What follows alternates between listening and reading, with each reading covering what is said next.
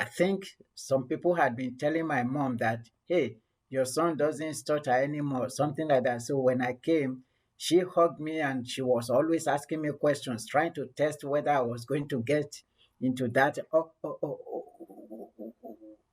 which was a difficult thing to see when I would blink and trying to get the word out and it will not come out. So when I visited the village, she was very, very happy, jumping around, saying, hey, my son can speak better now and things like that.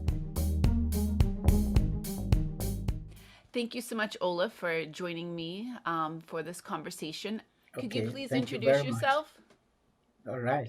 My name is Ola Joseph, Ola for short, just like you say hello in Spanish. And as you can tell from my funny but unique accent, I wasn't born in this part of the world, but I got here as fast as I could, not knowing where else to go. I came to Texas and I've been living in Texas. I went everywhere, but always come back to Texas. Texas is my home state. I served briefly in the United States Navy, which I enjoyed. In fact, one of my best decisions so far since I've been in the country. And when I came out, I had a little bit of a challenge fitting into the society, but eventually I found my feet by writing.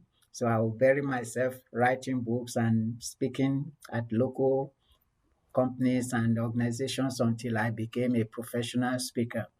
Now I do a lot of financial literacy programs, helping people to understand how money works and how they can make their money work better for them. And I still write and help people write and publish books as I work as a ghostwriter for some people. So in a nutshell, that's me. And I love working with people, helping people and encouraging people. That's my job. I think that we talked last week or 2 weeks ago. I met you, and you had shared with me that when you were a kid, you actually had a stammer or a speech impediment. I wondered if you could tell me a little bit about that.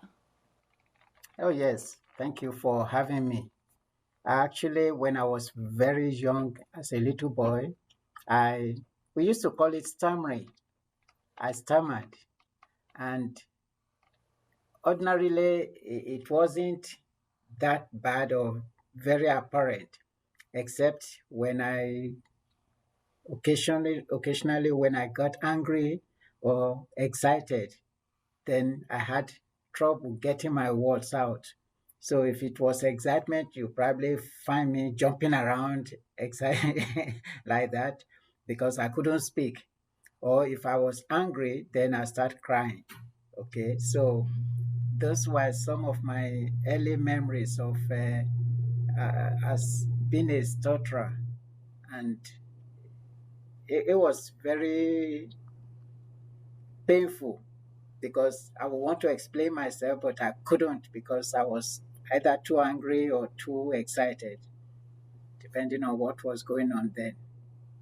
So I wonder, when do you first remember like having that problem, having the stutter or the stammer?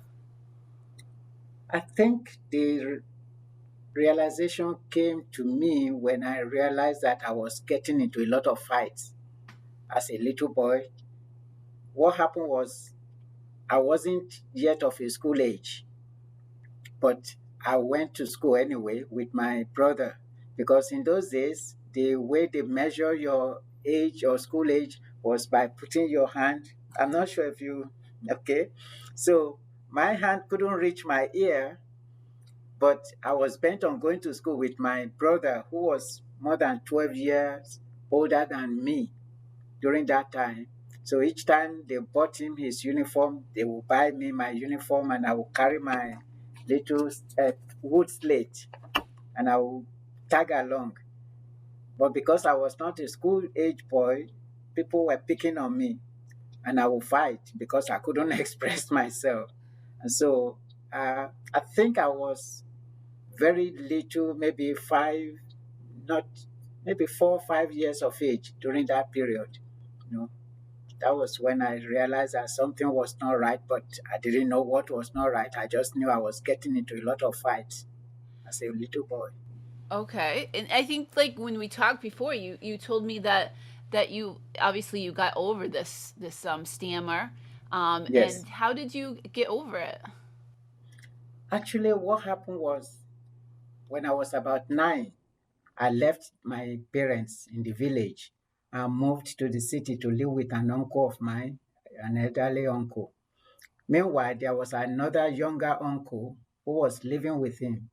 So when I moved to Lagos, I'm not sure now whether he knew what he was doing or it was deliberate, but for some reasons, each time I wanted to talk to him, he would put up his hand to stop me, or he would do this, and then he would say, breathe, which in Yoruba was me conle, that is, take a deep breath. And my chest would be heaving, especially if I was angry or maybe excited and wanted to tell him something. So he would stop me. And somehow it worked. Unfortunately, he passed away before I had the opportunity to actually ask him, what did you do, or how did you come about that knowledge or that system of helping people? Till today, I can't tell what happened or how he came to know that by taking a deep breath, it will help me.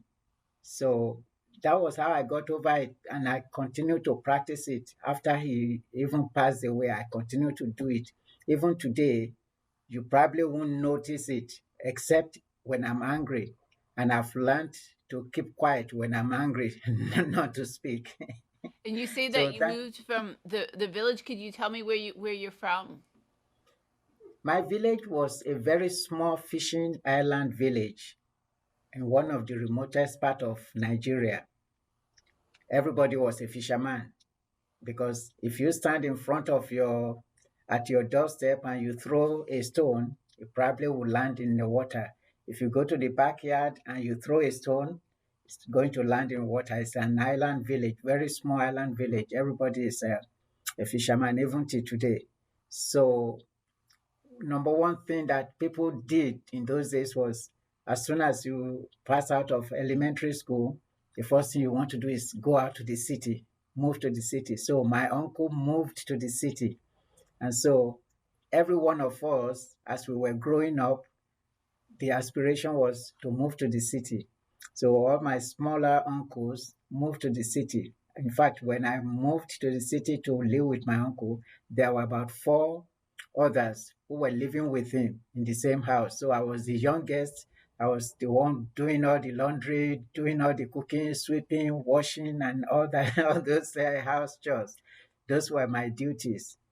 And so every time I had the opportunity to do anything, I would do it. In fact, I had to do it anyway, as the youngest person in the house. So that was my first trip out of the village to the city, and I haven't looked back ever since. I go to the village, I'm still very much attached to my village, and my father is still there, who is almost 112 now. Oh You know, wow, that's amazing. yes, he's So still you in the village. We we talk every day. Oh, that's awesome. You mentioned the uncle, your uncle that helped you, and you didn't get a chance to ask him. It's interesting that you say that. I think I had shared with you that I had recently reviewed the movie The King's Speech with Ken Clay, and one of the things that in that movie there was a speech pathologist that helped the King of England at the time to get over. He was actually the Duke of York at the time, to get over a speech impediment or a speech stammer as well. And that particular person, he didn't, his training was not formal. His training was actually from World War I and from helping the veterans come back who were traumatized, to help them be able to speak again. So it's interesting that you didn't have that chance to ask your uncle of, like, how did he know what to do um, for that. So I think that you told me that you came, obviously you came to the US because you live in Texas now. Yes. And I think you told me last time that you actually, you not only you got over the speech impediment, but you actually spoke at Harvard University, where I live in Massachusetts. So Harvard University is like not in my backyard, but an hour away, right? And that's just Yeah. really amazing. So I wondered if you could tell me about that experience and like what led you to speak at Harvard University. Thank you very much. What had happened was, in 1996, while serving in the US Navy, I joined a club called Toastmasters Club. Okay, it was by accident. In fact, I wrote a book about it entitled Serendipity because it was not planned. I was just walking around when I saw the poster and I decided to attend the meeting. So I joined Toastmasters and I realized that it was a good way for me to actually express myself because I'm constantly looking for ways to express myself. Then I moved to Texas from California, from San Diego, California, moved back to Houston after my service. And a lady, a Chinese Taiwanese lady, I think one of her parents was from China, the other one was from Taiwan. So she visited my club in Houston and we became good friends. She eventually joined the club and I was her mentor. And after a while, she moved to Massachusetts, Boston actually. And so she was into music and they were going to have a concert. This was back in 2002. They were going to have a concert. And she called me and said, why don't you come and be our keynote speaker because we are going to have a lot of people. And I said, that's fine. Because by then I had written my first, two books. I think I had two books then. And I was already speaking locally as a public speaker, which eventually turned into professional speaking. Okay. So she called me and I went to Boston. Incidentally, this time I bought it at the JF Kennedy Library, John F. Kennedy Library, because we went on a tour of the city and everywhere after the talk. I think the hall was John Payne Concert Hall or something like that. So it was packed with a lot of Chinese people, students, and lecturers, and everybody was there. So I spoke, and I think the title of my speech was Why Crawl When You Can Soar?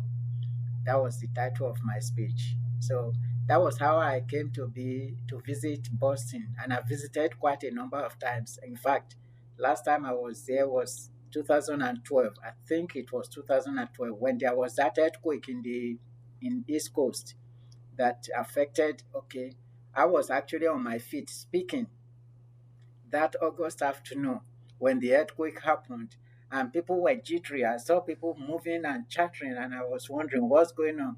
Didn't you feel that? I said, feel what? I didn't feel anything. Apparently because I was moving, so You're I didn't moving, feel it. right? But those who were seated, they felt the jolt. It's unusual Okay. for us to have an earthquake. I think I didn't get affected where I live, but you mentioned Toastmasters. I actually was a member of Toastmasters for a couple years to a local club here. Okay. And Okay. I enjoyed that. And I keep on meaning to rejoin it. But I do think that it really helped because, you know, at the time I was doing my master's degree and I also had to do some talks. I was working at a university and I had to do some class presentations, so I'd be able to go and practice those presentations with a very Mm-hmm. safe group. So Mm-hmm. I really appreciated that opportunity to be a member of Toastmasters, and it, again, was something where they actually had a local club at one of my old employers that I used to visit, and I would, you would always have like guests that you could take part as a guest and do what they called Yes. those. I think those 1 minute speeches that you could take part at. I don't remember Table what they topics. table topics, right? So I would take part in that. And then I officially joined when I ended up losing my job in the insurance industry and I was looking for work. I got a part time job at a university, but I still was looking for that full time job. So I joined the local Toastmasters. And I think it really helped in my job search. It helped me be able to speak better in interviews. It Mhm. helped me better to do class presentations because I never did any presentations as an insurance underwriter. All I was sitting at my desk on a computer, and I never saw myself as one, speaking in front of people, two, doing a YouTube channel. No, that was not something for me. And here I am now talking to people all over the world. I think we got Yes, hooked up because of a mutual acquaintance, a professor, exactly.